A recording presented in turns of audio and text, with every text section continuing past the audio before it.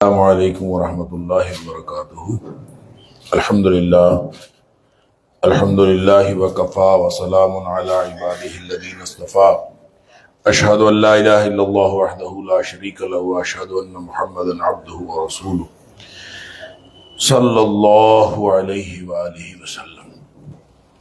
اللہم صل علی محمد وعلی آل محمد کما صلیت علی ابراہیم وعلی آل ابراہیم انک حمید مجید۔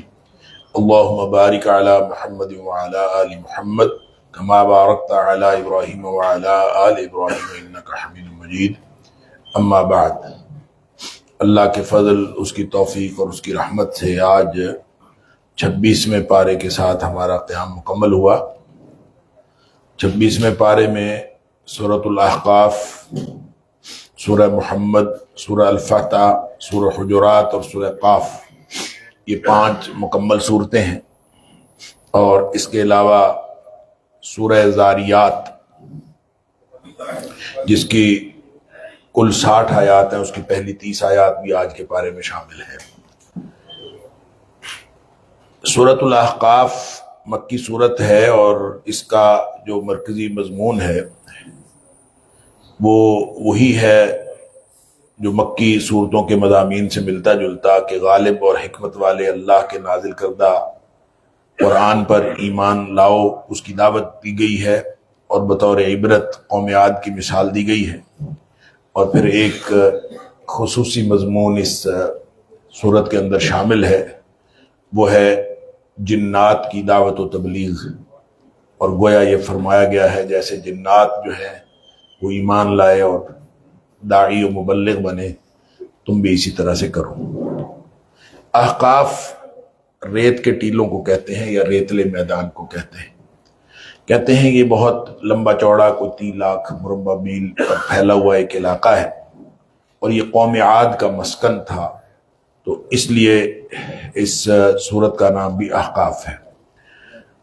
تو زمین جو ہے، یہ کائنات جو ہے، یہ با مقصد تخلیق ہے اللہ کی۔ ما خلقنا السماوات والارض وما بینہما الا بالحق واجل مسمى، ایک خاص وقت تک اللہ نے با مقصد تخلیق پیدا کی ہے یہ کائنات کی۔ اور پھر فرمایا کہ یہ جو شرک ہے نا، یہ بے دلیل بات ہے۔ قل ارأیتم ما تدعون من دون اللہ ارونی ماذا خلقوا من الارض، وہی بات جو اللہ کریم نے بار بار قرآن میں پوچھی ہے کہ جن کو تم اللہ کے علاوہ پکارتے ہو، ارونی ماذا خلقوا من الارض، بتاؤ انہوں نے کوئی، مجھے دکھاؤ کوئی زمین میں کوئی چیز پیدا کی ہے انہوں نے۔ ام لہم شرک فی السماوات، یا پھر آسمان کے کسی نظام کے اندر ان کا کوئی حصہ ہے۔ ایتونی بکتاب من قبل ھذا او اثارۃ من العلم، اگر تمہارے پاس کوئی بھی کسی طرح کی کوئی دلیل ہے، ان کنتم صادقین، تو وہ لے کے آؤ۔ تو گویا دانش اور علم کے میدان میں شرک جو ہے وہ ہمیشہ بے حقیقت ثابت ہوتا ہے، نہ اس کے پاس دلیل ہے، نہ اس کے پاس کوئی کتاب ہے، نہ اس کے پاس کوئی علمی بات ہے۔ پھر فرمایا کہ شریکوں کو جو پکارتے ہو، اللہ کے جو کے شریک بنائے ہوئے، ان کو جب پکارتے ہو تو ان کو تو تمہاری پکار کا علم ہی نہیں ہے، تو وہ تمہیں پکار کا جواب کیا دیں گے؟ اور قیامت کو وہ پھر اسی لیے انکار بھی کر دیں گے کہ ہمیں تو پتہ ہی نہیں ہے کہ تم ہمیں شریک بنائے پھرتے تھے۔ آگے پھر آیت نمبر 7 سے 11 تک نبی اکرم صلی اللہ علیہ وسلم اور قرآن پر اعتراضات کا جواب ہے۔ کہتے تھے کہ قرآن جو ہے وہ خود ساختہ ہے۔ فرمایا آپ کہہ دیجئے کہ اللہ کو سب معلوم ہے، وہی گواہ کافی ہے ہمارے اور تمہارے درمیان۔ پھر مزید جو اعتراضات و شبہات کا جواب دیا گیا ہے کہ اگر ان کا خیال یہ تھا کہ اگر یہ قرآن بہتر ہوتا، یہ دین بہتر ہوتا، تو جو تگڑے لوگ ہیں، سردار قسم کے لوگ، وہ پہل کرتے، کمزور لوگ پہل نہ کرتے۔ تو اللہ تعالیٰ نے فرمایا کہ قل ما كنت بدعا من الرسل، آپ فرما دیجئے کہ میں کوئی نرالا، نیا، انوکھا رسول نہیں ہوں۔ وما ادری ما يفعل بی ولا بکم، اور مجھے یہ بھی نہیں پتا کہ میرے ساتھ اور تمہارے ساتھ کیا ہونے والا ہے۔ اللہ اکبر، ان اتبع الا ما یوحی الی، میں تو صرف اس کی پیروی کرتا ہوں جو میری طرف وحی کیا گیا ہے۔ وما انا الا نذیر مبین، اور میں صرف ڈرانے والا ہوں۔ آگے والدین سے حسن سلوک کا حکم ہے آیت نمبر 15 کے اندر، اور مدت رضاعت کا ذکر ہے۔ وحملہ وفصالہ 30 شہرا ووصینا الانسان بوالدیہ احسانا، ہم نے انسان کو تاکیدی حکم دیا ہے کہ والدین کے ساتھ احسان کرنا ہے، اور فرمایا کہ جو ماں ہے اس کی خاص طور پر اس کا ذکر کیا کہ اس نے 3 قربانیاں دی ہیں، حملتہ امہ کرہا ووضعتہ کرہا، ایک جو خاص اس نے ایک تکلیف اٹھاتے ہوئے اس کو اٹھائے پھری، پھر اس کو وضع حمل ہوا یعنی پریگننسی ہوئی، پھر اس کے بعد ڈیلیوری ہوئی، وحملہ وفصالہ 30 شہرا، اور پھر اس کا جو دودھ چھڑانا اور یہ حمل کی پوری مدت، یہ کل ملا کے 2.5 سال بنتے ہیں، 30 مہینے بنتے ہیں۔ اسی سے یہ ثابت ہوا کہ مدت رضاعت جو ہے وہ چونکہ 2 سال ہے، اور حمل کی جو کم از کم مدت ہے وہ 6 مہینے ہو سکتی ہے، کوئی ضروری نہیں ہے کہ 9 مہینے کے بعد ڈیلیوری ہو، 6 مہینے کا حمل بھی ہو سکتا ہے، کیونکہ قرآن نے کہا کہ وَحَمْلُهُ وَفِصَالُهُ 30 شہرا۔ اسی کو بنیاد بنا کے ایک دفعہ حضرت علی رضی اللہ تعالیٰ نے، جب حضرت عمر فاروق رضی اللہ تعالیٰ نے ایک فیصلہ کر دیا تھا کہ کسی خاتون کو 6 مہینے کے بعد بچہ ہو گیا تھا، تو انہوں نے حضرت عمر فاروق رضی اللہ تعالیٰ کے پاس کیس دائر کیا۔ حضرت عمر فاروق رضی اللہ تعالیٰ نے اس کے اوپر رجم کا حکم لگا دیا کہ اس نے گویا یہ بدکاری کی ہے اور یہ اس بات کا ثبوت ہے، لہذا اس کو رجم کیا جائے۔ تو حضرت علی رضی اللہ تعالیٰ نے یہی آیت پڑھی تھی وَحَمْلُهُ وَفِصَالُهُ 30 شہرا، کہ جب اللہ کا قرآن کہہ رہا ہے کہ 30 مہینے کل مدت ہے، اور دوسری جگہ قرآن نے کہا وَالْوَالِدَاتُ يُرْضِعْنَ أَوْلَادَهُنَّ حَوْلَيْنِ كَامِلَيْنِ، کہ 2 پورے سال جو ہے دودھ پلائیں، تو گویا 2 پورے سال وہ ہو گئے 24 مہینے، تو باقی 6 مہینے تو حمل 6 مہینے کا ہو سکتا ہے۔ اس پر پھر جو ہے حضرت عمر فاروق رضی اللہ تعالیٰ نے اپنی اس فیصلے سے رجوع کر لیا تھا۔ تو پھر فرمایا کہ جب آدمی عقل ہوش کی پختگی اور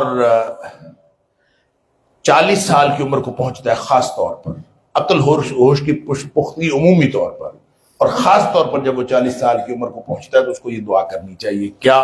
رب اوزعنی ان اشکر نعمتک التی انعمت علی وعلی والدی وان اعمل صالحا ترضاه واصلح لی فی ذریتی انی تبت الیک وانی من المسلمین۔ حافظ ابن کثیر رحمہ اللہ وہ فرماتے ہیں کہ یہ دعا ایسی ہے کہ ایسے لگتا ہے کہ ہر شخص کو 40 سال کی عمر میں جا کے تجدید ایمان کرنی چاہیے، اور تجدید ایمان کی گویا یہ دعا ہے، اور یہ ہر شخص کو یاد کرنی چاہیے اور یہ دعا پڑھتے رہنا چاہیے۔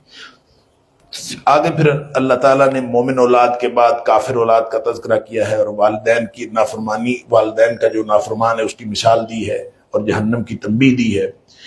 اس کے بعد کفار سے خطاب ہے، قیامت والے دن اللہ تعالیٰ فرماتا ہے تم اپنے حصے کی مزے دنیا میں کرائے، اب رسوائی کا عذاب چکھو۔ پھر قوم عاد کا ذکر ہے بطور عبرت، اور نبی پاک صلی اللہ علیہ وسلم کو تسلی دی گئی ہے کہ جب قوم عاد کے اوپر عذاب آیا نا، تو جب بارش یہ آ رہا تھا بادل، فلما رأوه عارضا مستقبل اودیتہم، انہوں نے دیکھا کہ ان کی وادیوں کی طرف نا ایک بادل آ رہا ہے، بڑے خوش ہوئے، بھاگے بھاگے، قالوا هذا عارض ممطرنا، بھاگے بھاگے گئے کہ یہ بادل آ رہا ہے، یہ ہماری بارش ہو، اور اس کے نیچے چلے گئے کہ بادل جو ہے وہ بارش برسائے گا، اس کے اندر تو آگ تھی۔ اللہ اکبر، بل ہوا مستعجلتم بھی، وہ تھا جس کے لیے تم جلدی مچاتے رہے عذاب۔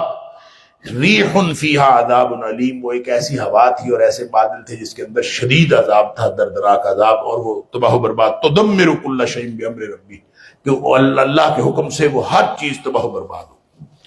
تو نبی کریم صلی اللہ علیہ وسلم اسی لیے جب کبھی بادل اٹھتا تھا، کسی طرف سے بادل چڑھتا ہوا آتا تھا، تو نبی کریم صلی اللہ علیہ وسلم کے چہرے کا رنگ بدل جاتا تھا، اور نبی کریم صلی اللہ علیہ وسلم عام طور پر یہ دعا پڑھا کرتے تھے بادل کے آنے پر بھی، اور آندھی یا تیز ہوا کے آنے پر بھی۔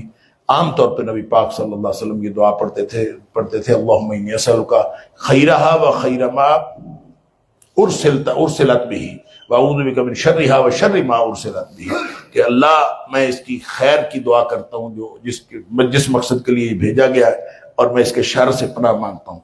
آگے پھر فرمایا کہ جو دنیا میں اپنے آپ کو طاقت ور سمجھتے تھے اور سیاح سمجھتے تھے، فما اغنی عنہم سمعہم ولا ابصارہم ولا افئدۃ من شیء، جب وہ دنیا میں اللہ تعالیٰ کی آیات کا انہوں نے انکار کیا تو قیامت والے دن ان کو پھر کسی چیز نے فائدہ نہ دیا، چاہے وہ دنیا میں اپنے آپ کو जितना मर्जी सियाना समझते रहे। वलक़द अहलकना मा हौलकुम मिनल क़ुरा वसर्रफ़ना आयाति लअल्लहुम यरजिऊन।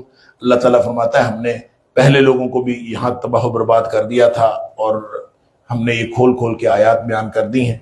अल्लामा तबरी कहते हैं कि ये सीधी सीधी धमकी अल्लाह ने कुरान में लगाई है कुफ़ार मक्का को कि बच जाए। आगे फिर आयत नंबर 29 से 32 तक जिन्नों की समाअत कुरान का जिक्र है। नबी करीम सल्लल्लाहु अलैहि वसल्लम गालिबन जब ताइफ से वापस आ रहे हैं तो उस वक्त की बात है कि रास्ते में एक जगह नबी पाक सल्लल्लाहु अलैहि वसल्लम कुरान पढ़ रहे थे और नमाज पढ़ रहे थे। जिन्नों ने ये सुना और वापस जाकर अपनी कौम में तबलीग की। इसकी बड़ी तफसीलात मुफस्सिरीन ने लिखी हैं कि जैसे जिन्न जो थे लगता है वो यहूदी थे, क्योंकि उन्होंने कहा कि हमने हजरत मूसा अलैहिस्सलाम के बाद जो है समेना किताबन उनज़िला मिन बाद मूसा, हमने मूसा अलैहिस्सलाम के बाद एक किताब जो है वो सुनी है।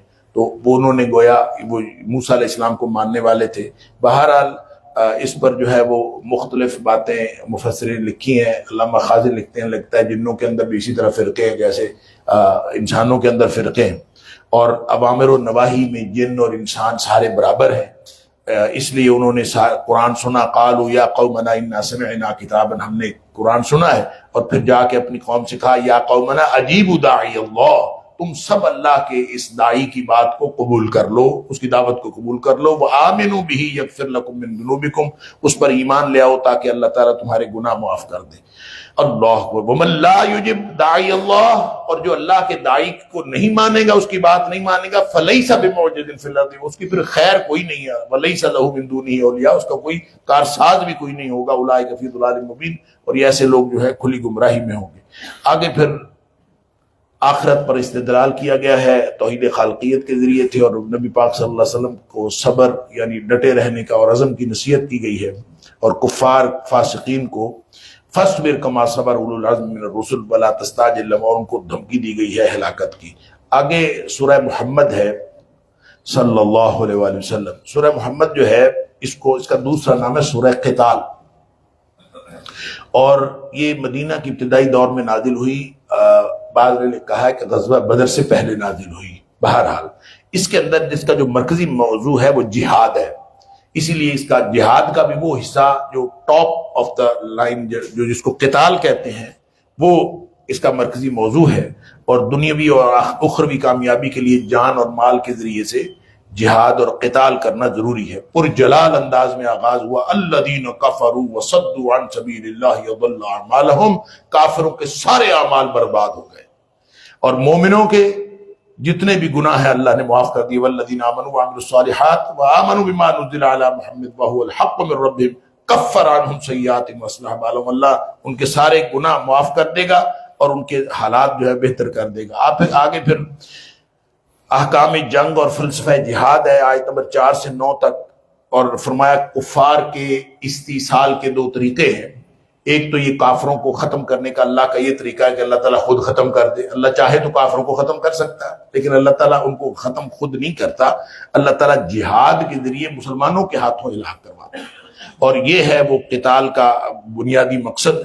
और अल्लाह खुद कर सकता है, लेकिन अल्लाह ताला इसलिए वलौ यशाअल्लाहु लंतसर मिनहुम वलाकिन लियब्लुव बअदकुम बिबअद, अल्लाह खुद चाहता तो कर सकता था, लेकिन अल्लाह ताला तुम्हें आजमाना चाहता है कि मुसलमान जो है वो निकलते हैं कि नहीं। और अहकाम दिए कि जब जिहाद शुरू हो जाए, क़िताल शुरू हो जाए तो उनकी गर्दनें मारो और उनको कत्ल करो, और जब लड़ाई खत्म हो जाए तो उनको गिरफ्तार कर लो, और जब गिरफ्तार किया जा सकता है तो फिर उसका मतलब ये है कि फिदिया लेकर उनको छोड़ा भी जा सकता है ताकि मामलात जो हैं वो सेटल डाउन किए जा सकें। फरमाया जो शहीद हो जाएं, शहदा के लिए अल्लाह ने जन्नतें रखी हैं। वयुदखिलहुमुल जन्नत अर्रफ़हा लहुम, वो जन्नती जब जन्नत में जाएंगे ना तो वो अपने घरों को इस तरह पहचानते होंगे जैसे दुनिया के घरों को पहचानते हैं, बल्कि इससे भी ज्यादा पहचानते होंगे।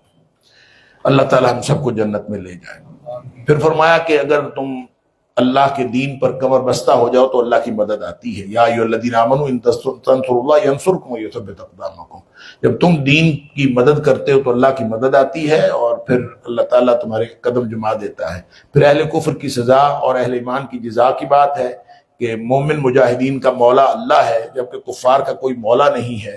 मुत्तकीन जो है وہ جو اللہ سے ڈرنے والے ہیں اور خواہش کے پجاری جو کافر ہیں ان کا انجام ایک جیسا کیسے ہو سکتا ہے؟ پھر جنت کا منظرنامہ بیان کیا گیا، اس میں 4 نہریں ہوں گی، ایک خوش ذائقہ پانی کی نہر ہوگی جو کبھی خراب نہیں ہوگا، دودھ کی نہر ہوگی جس کا ذائقہ تبدیل نہیں ہوگا، شراب کی نہر ہوگی جو انتہائی لذیذ ہوگی، اور شہد کی نہر ہوگی انتہائی شفاف، انہار من عسل مصفا، ہر قسم کے پھل میوے اور رب کی بخشش یہ ہوگا۔ اور ترمذی شریف کے اندر اللہ کریم نے نبی پاک صلی اللہ علیہ وسلم نے ان نہروں کی جو تشریح فرمائی ہے، آپ نے فرمایا کہ یہ سمندر ہوں گے، اصل میں یہ جو 4 ہیں یہ 4 سمندر ہیں، اس کے اندر سے نہریں نکلتی ہوں گی۔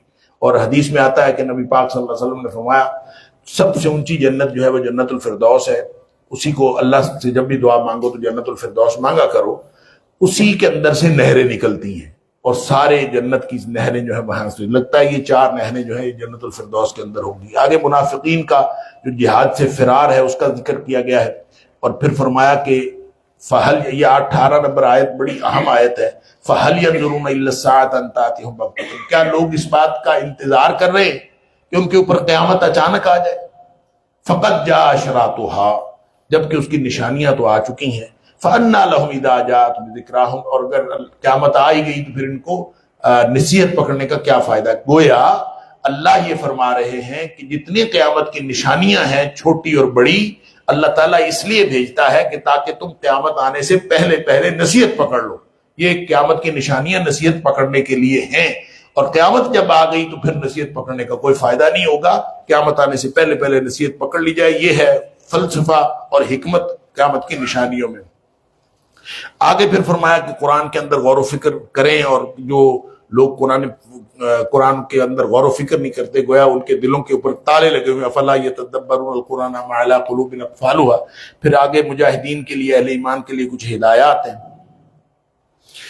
اور پھر اعمال کی قبولیت کی 2 بنیادی شرطیں، یا ایھا الذین آمنوا اطیعوا اللہ واطیعوا الرسول ولا تبطلوا اعمالکم، اے ایمان والو اللہ اور اس کے رسول کی اطاعت کرو اور اپنے اعمال ضائع نہ کر بیٹھو۔ اس کا مطلب ہے ہر وہ شخص جو اللہ اور اس کے رسول صلی اللہ علیہ وسلم کی اطاعت نہیں کرتے، جو عمل اللہ کے ہاں قابل قبول ہے، ہر وہ عمل قابل قبول ہے جو اللہ کی رضامندی کے لیے اور نبی پاک صلی اللہ علیہ وسلم کے طریقے کے مطابق کیا جائے۔ اگر یہ 2 شرائط کسی عمل کے اندر نہیں پائی جاتی، ولا تبطلوا اعمالکم، تو اعمال ضائع ہو جاتے ہیں۔ آگے پھر دنیا کی بے حقیقتی اور اس پر پھر مالی جہاد کی اپیل کی گئی ہے کہ دنیا کچھ نہیں ہے، ہاں انتم ہؤلاء تدعون لتنفقوا فی سبیل اللہ، تمہیں اللہ کے راستے میں خرچ کرنے کے لیے بلایا جاتا ہے، لیکن تم میں سے بہت سارے لوگ ہیں جو بخل کرتے ہیں، روک رکھتے ہیں، لیکن جس نے بھی بخل کیا وہ پھر قیامت والے دن پچھتائے گا۔ آگے سورہ فتح ہے۔ سورہ فتح نبی پاک صلی اللہ علیہ وسلم کو بڑی پیاری تھی، بخاری شریف کے اندر آتا ہے کہ نبی پاک صلی اللہ علیہ وسلم اس کو دنیا اور اس کی تمام نعمتوں سے زیادہ عزیز رکھتے تھے، سورہ فتح کو، سبحان اللہ۔ مدنی صورت ہے، حدیبیہ سے واپسی پر اس کا نزول ہوا۔ آپ سب کو یہ واقعہ معلوم ہوگا، حدیبیہ اصل میں ایک معاہدہ ہوا تھا مسلمانوں کا مشرکین مکہ کے ساتھ، اور بہت سارے لوگ کہتے ہیں کہ یہ معاہدہ امن تھا۔ یہ ایک بڑی غلط فہمی ہے کہ یہ معاہدہ امن تھا، یہ معاہدہ امن نہیں تھا، یہ معاہدہ جنگ تھا۔ نبی کریم صلی اللہ علیہ وسلم کی جنگی حکمت عملی کا اور آپ کی جنگی بصیرت کا شاہکار تھا، جو اللہ کریم نے آپ کو جنگی بصیرت عطا فرمائی تھی، اس کا شاہکار ہے۔ کیا جو عملاً جو ہوئے واقعہ ہوا وہ تو یہ ہوا کہ نبی پاک صلی اللہ علیہ وسلم کو خواب میں دکھایا گیا کہ ہم کعبے کا طواف کر رہے ہیں اور پھر ہم اپنے جو ہے وہ سر منڈوا رہے ہیں۔ تو صحابہ اکرام کو نبی پاک صلی اللہ علیہ وسلم نے خواب سے سنایا، اور نبی پاک صلی اللہ علیہ وسلم نے ارادے کا اظہار کیا، میں جا رہا ہوں۔ سارے تیار ہو گئے، 1400 صحابہ اکرام نبی کریم صلی اللہ علیہ وسلم کے ساتھ جانے کے لیے تیار ہو۔ فرمایا گیا کہ لڑنے کے لیے نہیں ہم جا رہے، صرف ایک تلوار جو ہے اپنی، جو ہر عرب کا ایک لباس کا حصہ ہوتی ہے، بس وہ لے لے اور بس چلے گئے۔ اور اس وقت جو ہے وہ چونکہ حج ابھی فرض نہیں ہوا تھا، تو عمرے میں بھی جانور قربان کیے جاتے تھے، تو جانور کا قربانی کے لیے ساتھ لے لیے۔ تو جب وہاں پہنچے تو کفار مکہ نے حدود حرم پر روک لیا، اور حدیبیہ جو ہے وہ حدود حرم پر ہے، اور حدود حرم سے اندر نہیں جانے دیا، ادھر روک دیا مقام حدیبیہ کے اوپر آ کے۔ انہوں نے کہا نہیں، ہم نے داخل نہیں ہونے۔ وہاں پہ نبی پاک صلی اللہ علیہ وسلم فرمایا کہ ہم پڑاؤ ڈال لیا۔ کافی دن مذاکرات چلتے رہے، بالآخر ایک معاہدہ ہوا، اس کا نام ہے معاہدہ حدیبیہ۔ معاہدہ یہ ہوا کہ اگر کوئی کافر جو ہے مسلمان ہو کے مدینے آئے گا تو اس کو واپس کر دیا جائے گا، مدینہ سے اگر کوئی بندہ مکے آئے گا تو وہ اس کو واپس نہیں کیا جائے گا، آئندہ 10 سال کے لیے جنگ نہیں ہوگی۔ یہ بنیادی شکیں تھی اسے۔ اب ظاہر ہے یہ مسلمان جو ہے وہ سمجھ رہے تھے کہ یہ تو ایک، اور پھر یہ بھی کہ اس سال مسلمان واپس چلے جائیں، اگلے سال عمرے کے لیے آئے۔ اب عمرے کے بغیر واپس جانا اس نے مسلمانوں کو بڑا دل گرفتہ کیا۔ پھر یہ کہ جو مسلمان کا مکے آئے گا اس کو واپس نہیں کیا جائے گا، مکے کا بندہ مسلمان ہو کے مدینے آئے گا اس کو واپس کر دیا جائے گا۔ یہ بڑی عجیب و غریب شرائط تھی اور سارے مسلمان دل گرفتہ تھے۔ نبی کریم صلی اللہ علیہ وسلم نے معاہدہ کرنے کے بعد، معاہدے کے دوران بھی بڑے واقعات ہوئے۔ نبی پاک صلی اللہ علیہ وسلم نے جب کہا حضرت علی سے رضی اللہ عنہ سے لکھو، تو انہوں نے کہا کہ محمد رسول اللہ صلی اللہ علیہ وسلم کی طرف سے یہ معاہدہ ہے، تو انہوں نے کہا ہم رسول اللہ مانتے ہوتے تو پھر مسئلہ کیا تھا، ہم تو رسول اللہ نہیں مانتے۔ نبی پاک صلی اللہ علیہ وسلم فرمایا رسول اللہ مٹا دو، علی رضی اللہ عنہ فرمایا میں نہیں مٹاتا۔ بہرحال تفصیل اس کی بہت ساری ہے، مختصر یہ کہ معاہدہ ہوا اور سارے ہی مسلمان دل گرفتار تھے، اور نبی کریم صلی اللہ علیہ وسلم فرمایا سارے اپنے اپنے جانور ادھر ہی ذبح کرو اور واپس چلو۔ ایک بھی نہیں اٹھا۔ ام سلمہ رضی اللہ تعالیٰ عنہ ام المومنین ساتھ تھی، نبی پاک صلی اللہ علیہ وسلم نے ان سے پوچھا، مشورہ کیا کہ میں کیا کروں، یہ میرے وضو کا پانی نیچے نہیں گرنے دیتے، میرے تھوک کو زمین پر نیچے نہیں گرنے دیتے، اپنے ہاتھوں پہ لیتے ہیں، اب میں نے ان کو حکم دیا ہے کہ جانور ذبح کرے اور کوئی بھی نہیں اٹھا۔ ام سلمہ رضی اللہ تعالیٰ نے فرمایا کہ یہ بیچارے دل گرفتہ ہے، پریشان ہے، آپ ایسے کریں کہ آپ اٹھ کے خود ذبح کرنا شروع کر دیں، تو جب یہ آپ کو دیکھیں گے تو یہ بھی اٹھ کے ساتھ شروع ہو جائے گا۔ یہی کیا نبی پاک صلی اللہ علیہ وسلم نے شروع کیا تو باقی بھی سب شروع ہو گیا، ذبح کیا۔ واپسی پر پھر یہ سورت نازل ہوئی، انا فتحنا لک فتحا مبینا، ہم نے آپ کو واضح فتح عطا فرما دی۔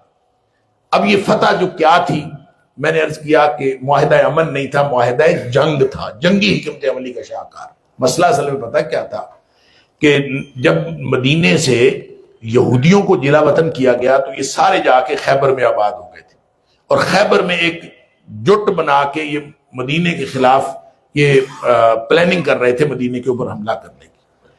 ادھر جو مکہ جو ہے یہ عین جنوب میں ہے، یعنی مدینہ منورہ سے عین جنوب میں مکہ ہے اور عین شمال میں خیبر ہے۔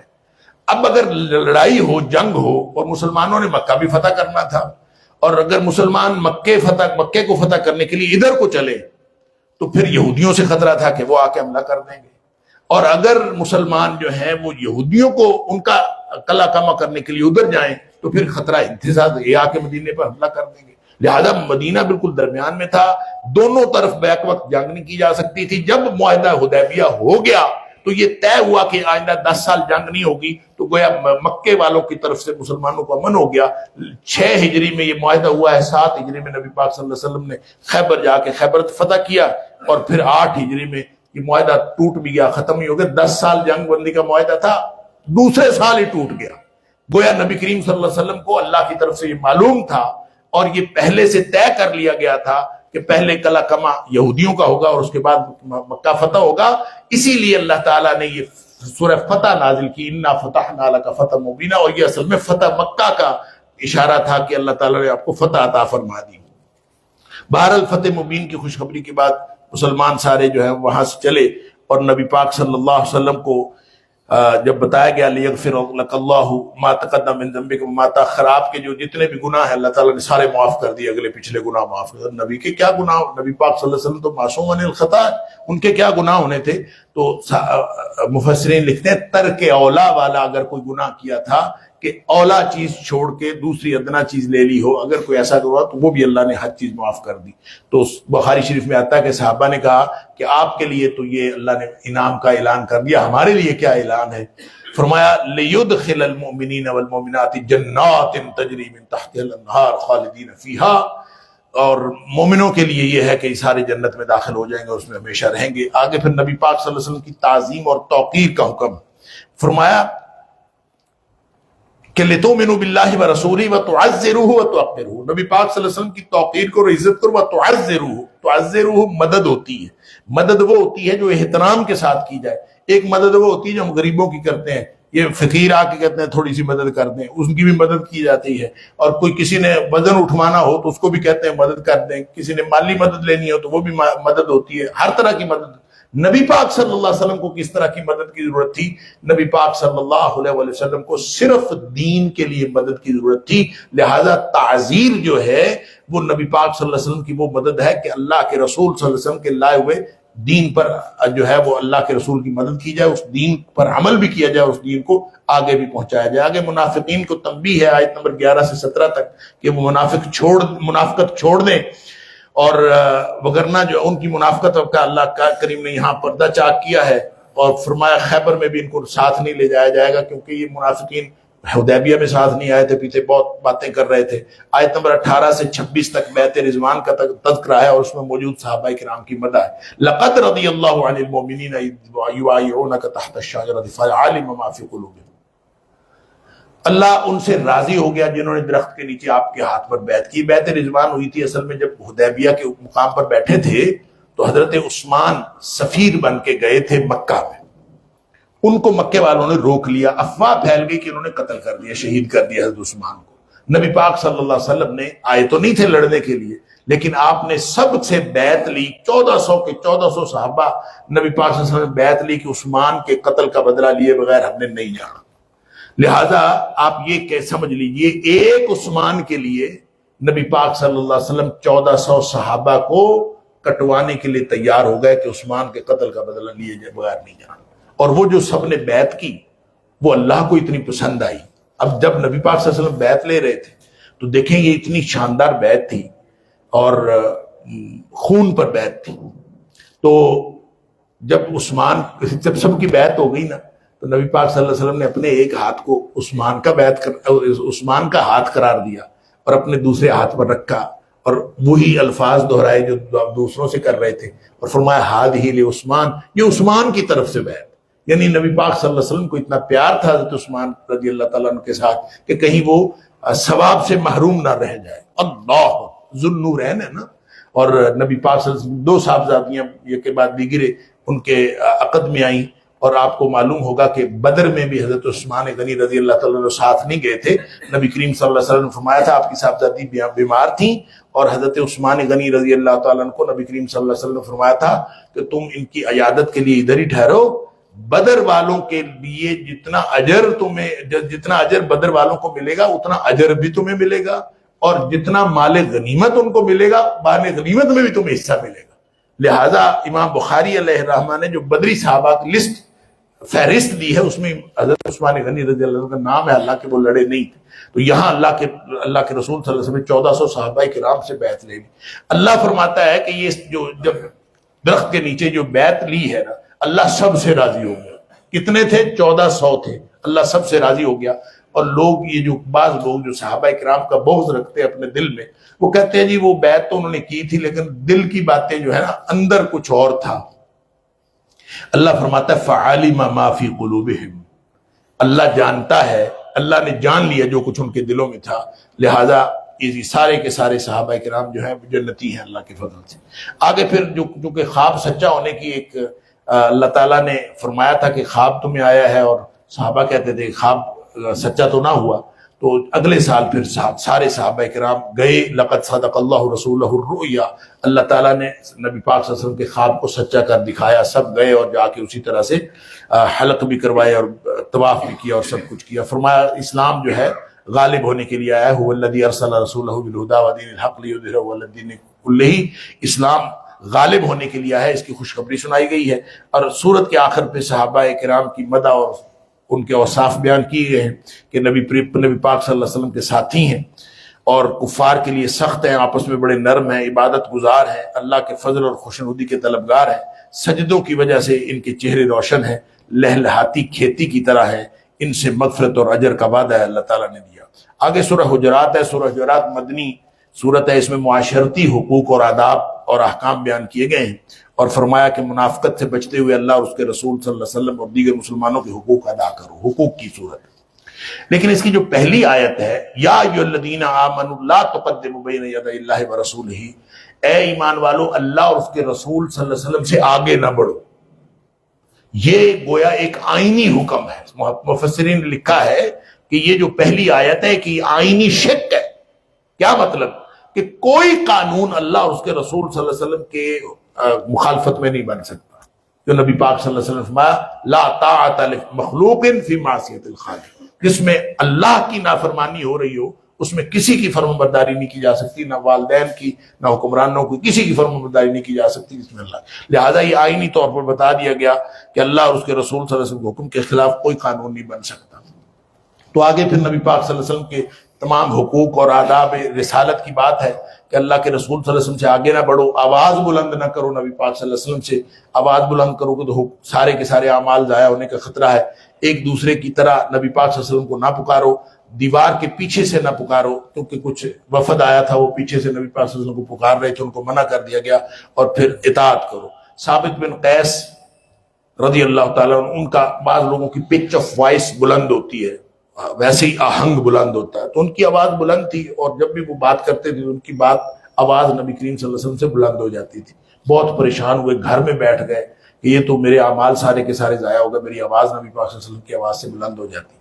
اللہ کے رسول صلی اللہ علیہ وسلم نے صحابہ کو بھیجا کہ جا کے اس کو بتاؤ کہ وہ اہل جنت میں سے ہیں، اور وہ ایسے نہیں ہیں کہ وہ اللہ کے رسول صلی اللہ علیہ وسلم کے خلاف ہیں۔ تو پھر بعد میں صحابہ کہتے ہیں کہ وہ بڑے خوش ہوئے اور جنگ یمامہ میں شہید ہوئے، اور نبی پاک صلی اللہ علیہ وسلم کی بتائی ہوئی خوشخبری ان کی سچی ہوئی۔ آگے مسلمانوں کے باہمی حقوق ہیں، ان کے احترام کی تدابیر بتائی گئی ہیں۔ پہلے تو ایک خبر کی تحقیق کر لیا کرو، کوئی بھی خبر آئے ایسے خواہ اٹھ کے بھاگنا لیا کرو کہ کوئی کسی کو نقصان ہو سکتا ہے۔ پھر آگے معاشرتی آداب، باہمی اخوت کو فروغ، آپس میں لڑائی ہو جائے تو صلح کر لیا کرو، دو جماعتیں آپس میں لڑیں تو دونوں کی صلح کرا دیا کرو، اگر پھر بھی کوئی دوسرے پر حملہ ور ہوتا ہے تو جو زیادتی کرتا ہے اس کے خلاف سارے مل کے لڑو۔ ایک دوسرے کی تحقیر نہ کیا کرو، تمسخر نہ اڑایا کرو، عیب نہ لگایا کرو، برے القاب سے ایک دوسرے کو نہ پکارا کرو، بدگمانی سے بچو، تجسس میں نہ پڑا کرو، ایک دوسرے کی ٹو نہ لگایا کرو، غیبت نہ کیا کرو، اور غیبت کرنے کو مردہ بھائی کا گوشت کھانے کے مترادف قرار دیا۔ اللہ آگے فرمایا کہ یہ جو بڑے بڑے خاندان ہیں نا، شرف و برتری جو ہے نہ دولت سے ہوتی ہے، نہ خاندان سے ہوتی ہے، نہ نسل سے ہوتی ہے، شرف و برتری صرف اور صرف تقوی سے۔ ان اکرمکم عند اللہ اتقاکم۔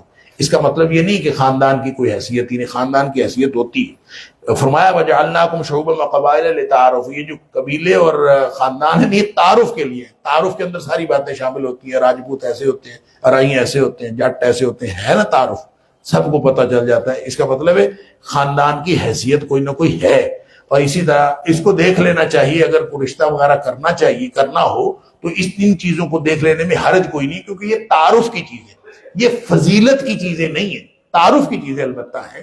کیونکہ ایک صحابی نے رشتہ کیا، نبی پاک صلی اللہ علیہ وسلم کو بتایا میں نے منگنی کی ہے، آپ نے فرمایا کس قبیلے میں؟ اس نے کہا میں فلاں قبیلے میں کی۔ آپ نے فرمایا دیکھ لینا اس قبیلے کی خواتین کی آنکھوں میں ٹیڑھا پن ہوتا ہے، بہنگا پن ہوتا ہے، کہیں وہ بھینگی نہ ہو، دیکھ لیا۔ یعنی اس کا مطلب ہے عام قبیلوں کے بارے میں جو بھی کوئی بات ہوتی ہے اس کا خیال رکھ لینا، رشتہ وغیرہ کرتے وقت اس میں کوئی حرج نہیں ہے۔ لیکن فضیلت و فوقیت کس چیز کو ہے؟ ان اکرمکم عند اللہ اتقاکم۔ کوئی چھوٹے خاندان سے ہو، کوئی بڑے خاندان سے ہو، اس کو کوئی فضیلت نہیں ہے۔ فضیلت و فوقیت اس بات کو ہے کہ کون زیادہ تقوی والا ہے۔ آگے پھر ایمان اور اسلام کا فرق بتایا کہ لوگ جو ہیں وہ کہتے ہیں کلمہ پڑھتے ہیں لا الہ الا اللہ محمد رسول اللہ، کہتے ہیں ہم مومن ہو گئے۔ اللہ فرماتا ہے مومن نہیں ہوئے، کہو ہم مسلمان ہوئے، ایمان ابھی دلوں میں داخل نہیں ہوا۔ یہ جو اسلام ہے پورا پورا، نماز پڑھنا، روزے رکھنا، زکوٰۃ دینا، حج کرنا، حقوق العباد، حقوق اللہ، سارے کا سارا دین، اس پر عمل کرتے جاؤ گے، ایمان دل میں داخل ہوتا چلا جائے گا۔ تو یہ فرق ہے ایمان اور اسلام میں۔ اللہ تعالیٰ نے یہاں پہ فرمایا، پھر آخر پہ منافقین کو خالص ایمان لانے کا حکم دیا ہے اور نفاق کا علاج بتایا۔ اللہ اکبر! کیا نفاق کا علاج یہ ہے کہ خرچ کرو۔ اللہ! جو نفاق کا علاج ہے انفاق، اللہ کے راستے میں خرچ کرو۔ اور فرمایا کہ آپ کو اپنے اسلام کا احسان دلاتے ہیں، اللہ نے ان کے اوپر احسان کیا ہے کہ ان کو ایمان کی ہدایت دی۔ آگے سورہ قاف ہے، سورہ قاف کو سورہ باسقات بھی کہتے ہیں۔ باسقات کا مطلب بلند و بالا۔ اس کے اندر تمام اہم مضامین ہیں، پیدائش، باس بعد الموت، قیامت، حساب کتاب، جنت، جہنم، ثواب، عقاب، ترغیب ترہیب، سب کچھ اس کے اندر۔ اللہ اکبر! ایسی صورت ہے جس کو سن کر فکر آخرت پیدا ہوتی ہے۔ نبی پاک صلی اللہ علیہ وسلم ایک عرصہ تک اس کو خطبے کے اندر، جمعے کے خطبے کے اندر نبی پاک صلی اللہ علیہ وسلم ممبر کے اوپر پڑھتے رہے، اللہ، تاکہ لوگوں کو ترغیب ہو اور ترہیب بھی ہو۔ اور اس میں پھر ایک نا طوال مفصل، نبی پاک صلی اللہ علیہ وسلم فرمایا طوال مفصل ہے، اور اس میں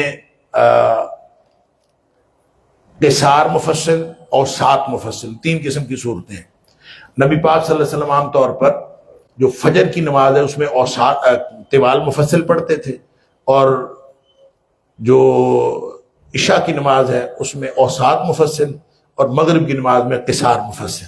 قصار مفصل تو آخری جو پاؤ ہے نا سورہ بینہ سے آگے، یہ قصار مفصل ہے۔ طوال مفصل یہاں سورہ قاف سے شروع ہوتی ہیں اور سورہ انشقاق تک ہے، یہ طوال مفصل ہیں۔ ان کو سورہ عام طور پہ نبی پاک صلی اللہ علیہ وسلم فجر کی نماز میں پڑھتے تھے، اور پھر سورہ بروج سے لے کر سورہ قدر تک یا بینہ سے پہلے وہ یہ جو ہیں سورہ بروج سے لے کر سورہ قدر تک یہ اوساط مفصل ہے۔ اس کو آپ عام طور پہ نبی پاک صلی اللہ علیہ وسلم عشاء کی نماز میں پڑھتے ہیں، تو یہ اوساط طوال مفصل میں سے پہلی سورت ہے سورہ قاف۔ آگے آیت نمبر 1 سے لے کر 5 تک مشرکین کے اعتراضات کا کہ رسالت و آخرت پر تعجب کا اظہار کرتے ہیں، قرآن کو بھی جھٹلاتے ہیں، اور پھر آگے آیت نمبر 6 سے 11 تک امکان آخرت کے دلائل ہیں۔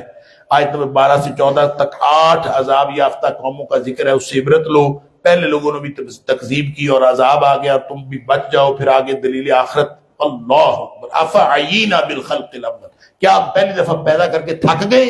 اللہ تعالیٰ پوچھتا ہے اس کو دلیل کے طور پر، کیا پہلی دفعہ تھک گیا اللہ تعالیٰ کہ دوبارہ جو ہے وہ پیدا نہیں کر سکتا؟